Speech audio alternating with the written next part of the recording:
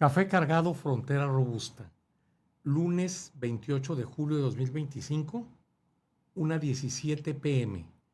Estamos en vivo para quienes nos hacen el honor de acompañarnos de esta forma y desde luego queda grabado el programa para verse en Facebook y muy pronto también lo estaremos viendo en el canal de YouTube de Café Cargado. Muy bien, pues vamos a empezar con los temas que ocuparon la agenda fronteriza de la semana que recién terminó.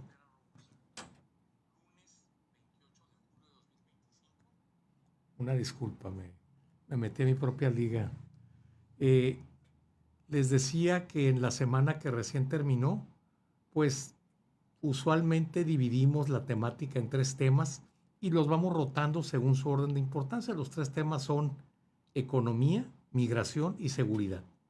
En este caso, y como ha pasado en la mayoría de las semanas recientes, el tema predominante es el económico. Aquí quisiera tocar dos ángulos del mismo tema fronterizo en lo económico. El primero de ellos es que las cifras de generación de empleo en la frontera siguen bajando de manera cada vez más alarmante. En semanas anteriores, y no seré repetitivo en esto, comenté el número de empleos formales, es decir, de empleados registrados en el IMSS, cómo han bajado en el último año en Ciudad Juárez. También lo comenté para el caso de Tijuana. Ahora, estos datos se observan también, aunque afortunadamente aún en un grado relativamente pequeño, en el estado fronterizo que menos kilómetros de frontera tiene, que es Nuevo León, desde donde estamos transmitiendo Café Cargado, frontera robusta. Eh, las cifras que recién se dieron a conocer por parte del INEGI en cuanto a los empleos formales, pues ya se observa una pérdida de más de 1,000 empleos formales en el sector manufacturero, que claro, no solo son empresas maquiladoras, sino también empresas de manufactura en general. Pero pues son dos variantes del mismo problema. ¿Por qué se están generando menos empleos manufactureros? O peor aún, ¿qué es lo que está sucediendo? ¿Por qué se están perdiendo empleos manufactureros? Pues la razón principal, ¿verdad? Es que hay un plan claramente definido al cual le dedica la mayor parte de su tiempo, esa importancia le da, del presidente de Estados Unidos, Donald Trump. Él quiere que regresen los empleos industriales a Estados Unidos. Ya firmó un acuerdo forzándolos, poniéndoles las manos en el cuello con la Unión Europea, cobrándoles aranceles que son miles de millones de dólares a cambio de que no les pusiera la tarifa máxima de aranceles que andaba pensando. O sea, él pensó originalmente en 30, luego en 25, finalmente quedaron en 15. O sea, las exportaciones de Europa con rumbo a Estados Unidos pagarán un 15% de arancel, lo cual son miles de millones de dólares. Falta ver quién absorbe este arancel, es decir, si los fabricantes que están mandando mercancías de Europa, que están mandando mercancías a Estados Unidos, este arancel se lo reflejan directamente en el precio, bueno, pues las mercancías europeas en Estados Unidos van a costar 15% más. Yo dudo que se haga algo tan radical por parte de los europeos. Se han visto muy timoratos y muy miedosos, no creo que lo vayan a hacer. Van a tener miedo de perder mercados.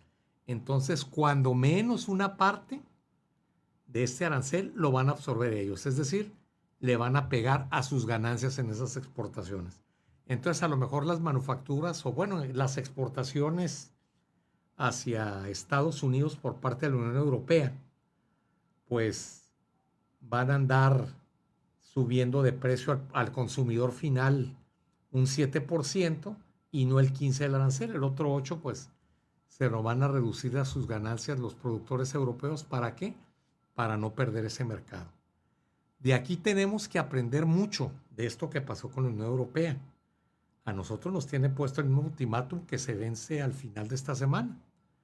O sea, México tiene un arancel marcado ahí, que bueno, se habló un 30%, claro, no abarca todas las exportaciones de México hacia Estados Unidos, porque la mayor parte de las exportaciones, más o menos el 80%, están protegidas por el TEMEC, el Tratado de Libre Comercio entre México, Estados Unidos y Canadá, que bueno, ya le quitaron lo del libre comercio. Se llama nada más Tratado entre México, Estados Unidos y Canadá. Ya no es TLC, es TEMEC. Entonces, en este tratado, que aún sigue vigente y que Estados Unidos al menos no ha mostrado signos de que lo quiera violar abiertamente, aunque sí lo hace de hecho en muchos aspectos, pues esas mercancías no les puede poner aranceles ahorita. Les va a poner al 20% de mercancías procedentes de México que van a Estados Unidos que no están protegidas por el arancel. Esto desde luego pues genera la misma pregunta. ¿Esas mercancías van a subir de precio el porcentaje que ponga Estados Unidos, 30 o 25%? ¿O 15%, que a lo mejor es la última negociación que van a hacer como la Unión Europea? ¿O los productores mexicanos de esas mercancías o servicios van a absorber una parte o todo el impacto de este arancel? Entonces, ahí hay muchas preguntas que responder. Y dentro de esta misma temática, es muy importante que no perdamos de vista que el secretario de Comercio de Estados Unidos, pues ya dijo claramente que no se va a ratificar el tratado del TEMEC el próximo año, que es cuando se tiene que ratificar. Es decir, ratificar, ¿qué significa? Que van a agarrar el mismo documento, le harán 2, 3 cambios pequeños y lo vuelven a aceptar, lo votan con los cambios que le vayan a hacer los congresos de los 3 países. No dice, no lo vamos a ratificar, lo vamos a renegociar. Es decir, va a haber cambios de fondo. Y ya dijo claramente cuál es el principal cambio de fondo en el caso de México que esperan. Queremos regresar empleos industriales que se fueron a México, a Estados Unidos. Es decir, cuando se negoció el TLC original hace más de 30 años, en el sexenio de Carlos Salinas de Gortari, casi al final, con Bill Clinton, ¿verdad?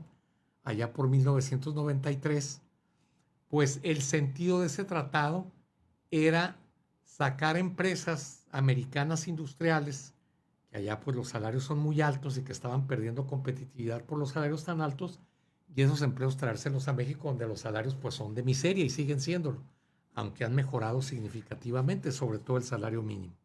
Aún con esas mejoras no tiene nada que ver lo que gana un empleado promedio en Estados Unidos con lo que gana en México, ¿verdad? Entonces, esa mano de obra más barata hizo que muchos de los grandes consorcios industriales estadounidenses, sobre todo las plantas armadoras de automóviles, se trajeran esos empleos a México. Entonces ya dijo el jefe del Departamento de Comercio, secretario de Comercio, le diríamos aquí, queremos regresar la mayor parte de esos empleos. Claro, con este descreimiento permanente que tiene la 4T, pues dicen, no, no los van a regresar porque pues siguen siendo más altos los salarios, aquí se van a quedar. No, no se van a quedar aquí. Ya lo he dicho en programas anteriores. La tecnología, sobre todo la robótica y la inteligencia artificial que están ligadas, son casi sinónimos. Digo casi porque pues, la inteligencia artificial contiene también muchos conceptos que no son manuales, ¿verdad? Que son intelectuales. Pero bueno, la robótica y la inteligencia artificial hace que procesos industriales que antes requerían 100 trabajadores ahorita requieran 20. Es decir, con un 80% menos de mano de obra puedes hacer lo mismo en Estados Unidos de lo que haces en México ahorita. Entonces, ese 80% compensa más que sobradamente la diferencia de salarios. Tan sencillo como eso, ¿verdad? Entonces, hay que tomar en serio la realidad que ya se está viendo en los empleos manufactureros, de que esos empleos los quiere regresar el presidente Trump a Estados Unidos. Y el año que entra se renegocia, no se ratifica el TEMEC y le quedan 3 años de gobierno después de esa ratificación. Así que hagámonos a esa realidad y empecemos a buscar primero, ya lo he dicho en muchos programas anteriores, nuevos mercados para nuestros productos, y no pasaron la renegociando y queriendo tener el 80% de nuestras exportaciones, el 85% en Estados Unidos, 90% con Canadá, ¿verdad? Es decir, ¿cómo hablamos de globalidad si le vendemos 9 de cada 10 pesos a los países que tenemos de vecinos al norte, ¿verdad? Estados Unidos y Canadá? Es ridículo. No somos un país globalizado. Somos una colonia disfrazada de país independiente. ¿Qué porcentaje de nuestra economía y de nuestros empleos depende de los americanos? Por eso lo que nos ordenan de Washington lo hacemos al pie de la letra al instante siguiente. El patriotismo de la 4T está solo en el discurso, besan manos y pies. Y lo vemos todos los días. Ahí no hay mucho que discutir, ¿verdad? Entonces, en el aspecto económico, creo que esto lo tenemos que tomar muy en cuenta y tenerlo previsto. Vamos ahora a hablar del aspecto, me pasé un minutito, una disculpa. Vamos ahora a hablar, eran dos temas. Vamos ahora a hablar de los aspectos migratorios. ¿Qué está pasando en este terreno? Dos fenómenos contrapuestos. ¿Cuál va a prevalecer? ¿Cuáles son estos fenómenos contrapuestos? Por un lado, el gobierno de Donald Trump ya logró la ley grande y bella, The Big Beautiful Bill, que ya se lo aprobaron las dos cámaras del Congreso de Estados Unidos, en donde trae presupuesto millonario para reforzar a los elementos que vigilan la frontera para que no pasen drogas ni migrantes. Entonces, el freno que ya se siente a la migración, pues se va a acrecentar. Y algo muy importante, el Departamento de Seguridad Interna de Estados Unidos, DHS, a través de su Dirección de Aduanas y Protección Fronteriza, CBP en inglés, quiere contratar un número muy grande de agentes que van a estar cazando personas que tienen años en Estados Unidos, muchos de ellos mexicanos, y que entraron sin papeles y 5 años o 10 años o 20 años después, vean los reportajes de televisión, siguen sin papeles. Entonces, no solo quieren evitar que entren más migrantes, quieren expulsar migrantes. Esos migrantes van a llegar, muchos de ellos, no todos seguramente, a nuestro país, a los que les vaya bien. ¿Por qué digo a los que les vaya bien? Porque a los que les vaya bien los van a deportar de inmediato. A los que les vaya mal, los pueden mandar al Alcatraz de los Lagartos, a la nueva prisión federal que puso en Florida Donald Trump y que es un infierno, ¿verdad?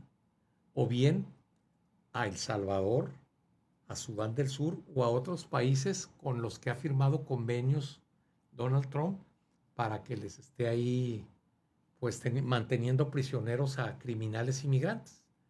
Entonces, a los que les va mal y los detengan, los van a mandar a esos lugares.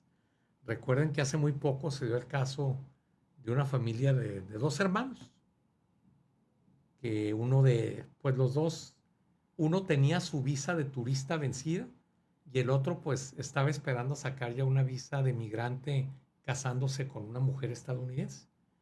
Pero bueno, pues cometieron infracción de tránsito ahí en Florida, los detectaron y están en el Alcatraz de los Caimanes, ¿verdad?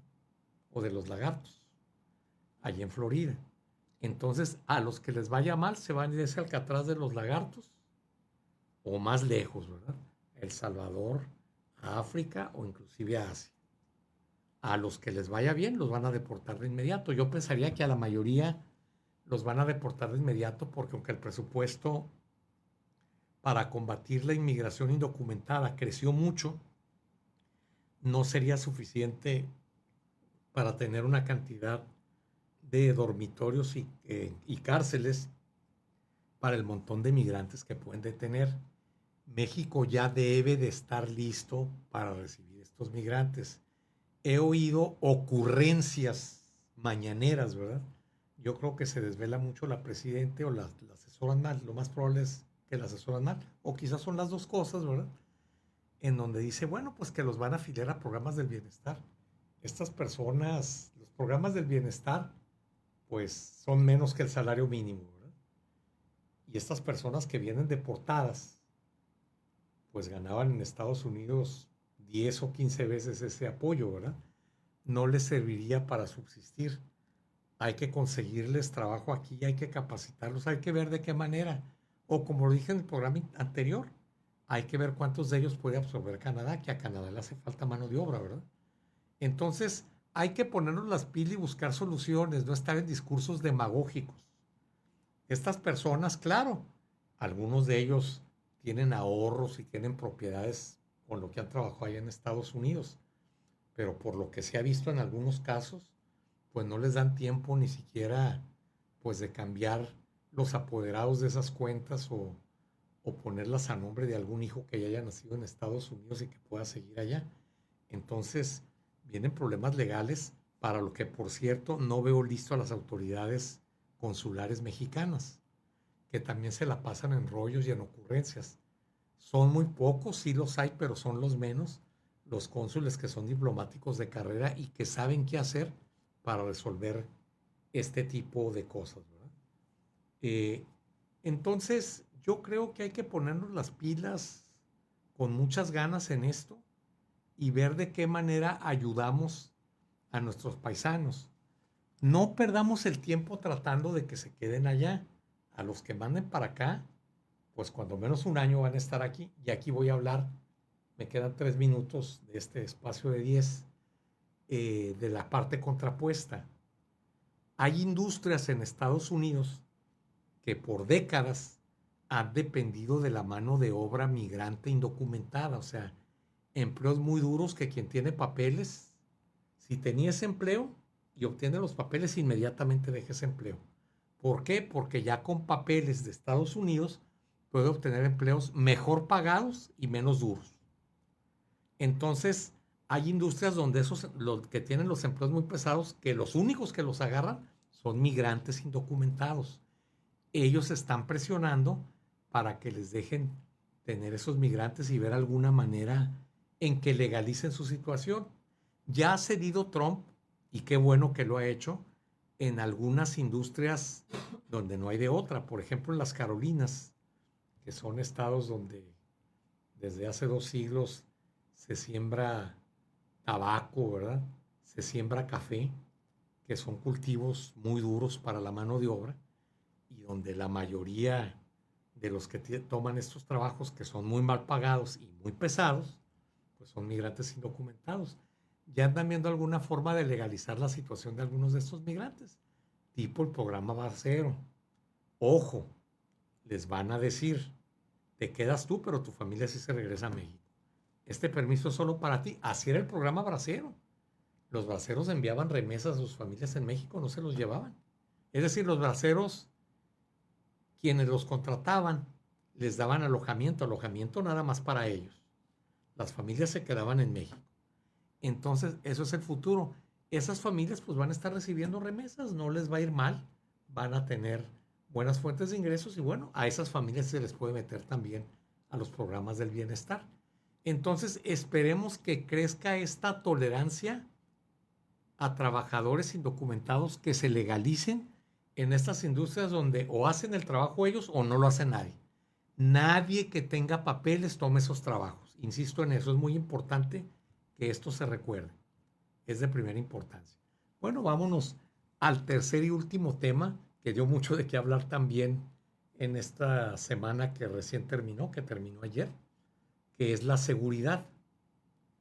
¿Qué temas se estuvo hablando mucho de ellos?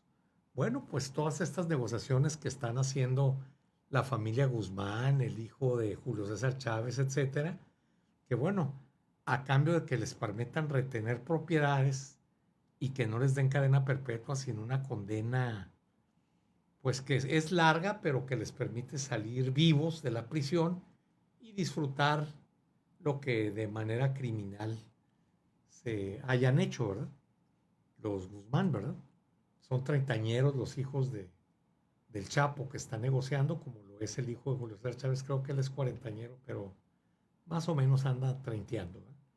Entonces, ellos están dispuestos a ser testigos protegidos, es decir, echar de cabeza a sus cómplices a cambio de que les permitan tener condenas más bajas. No quiere decir que vayan a ser condenas de 5 años. A lo mejor van a ser de 20, pero bueno, si son treintañeros van a salir cincuentañeros, ¿verdad? Es decir, les queda vida por vivir. Y, sobre todo, mantener y retener propiedades que se las dejarían a sus familias, esposas, hijos, etcétera, ¿verdad? Entonces, esto tiene muy nervioso al grupo que gobierna en el país y a los que no gobiernan también, a la clase política en general. ¿Por qué? Porque en el pasado, ahora en el presente es diferente para mal, pero lo voy a explicar rápidamente. En el pasado los políticos eran cómplices de los criminales y pues les aceptaban dinero y algunas otras prebendas a cambio de taparse los ojos. Ahorita ya se volvieron socios, ¿verdad? Ya no son cómplices, son asociados, son socios de negocio. Y otros casos aún peores son subalternos de ellos, reciben órdenes de los criminales. Entonces, si alguien sabe mucho de esto, son a los que tienen detenidos en Estados Unidos, ¿verdad?